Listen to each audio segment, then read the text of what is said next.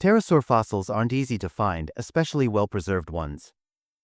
Often, you're looking at the odd bone here and there. That is, until you start looking in the Solnhofen limestones in Germany. Here, scientists have found almost perfectly preserved hatchling pterosaurs. Meanwhile, the adults are all in pieces. The solution to that mystery appears to rest, to the delight of British people everywhere, in the weather. It wasn't an easy one to solve, however, because pterosaurs really like to make paleontologists work for it. Pterosaurs had incredibly lightweight skeletons, said lead author of the study Rab Smith, from the University of Leicester's Center for Paleobiology, in a statement sent to IFL Science. Hollow, thin-walled bones are ideal for flight but terrible for fossilization. The odds of preserving one are already slim, and finding a fossil that tells you how the animal died is even rarer.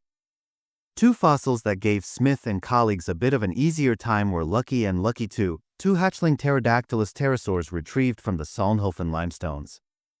They were flapping in the skies around 150 million years ago, but not for very long. When Rab spotted Lucky, we were very excited but realized that it was a one-off.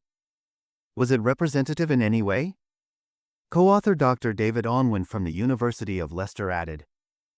A year later, when Rab noticed Lucky 2, we knew that it was no longer a freak find but evidence of how these animals were dying. Later still, when we had a chance to light up Lucky 2 with our UV torches, it literally leapt out of the rock at us, and our hearts stopped. Neither of us will ever forget that moment. Their fossilized skeletons are almost perfectly preserved, but they're also tiny with wingspans of less than 20 centimeters, 8 inches.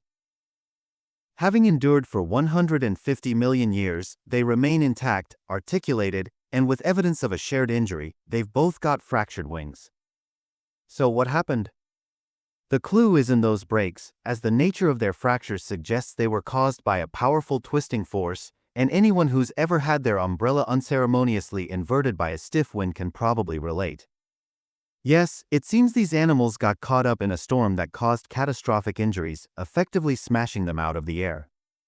Unable to fly, the young pterosaurs plummeted to their deaths and drowned in the lagoon, sinking to the bottom. Here, they would have been rapidly buried by sediments stirred up by the stormy weather and, as we know, this is a great way to become a smashing fossil.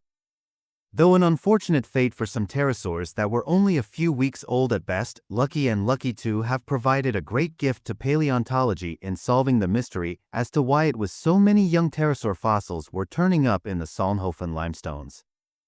Larger pterosaurs would have likely been able to survive the storm, sparing them the same watery burial. When they died of alternative causes, the waters would have been calm, giving them time to float and decompose so that their remains were scattered in pieces. For centuries, scientists believed that the Solnhofen lagoon ecosystems were dominated by small pterosaurs, but we now know this view is deeply biased, added Smith. Many of these pterosaurs weren't native to the lagoon at all.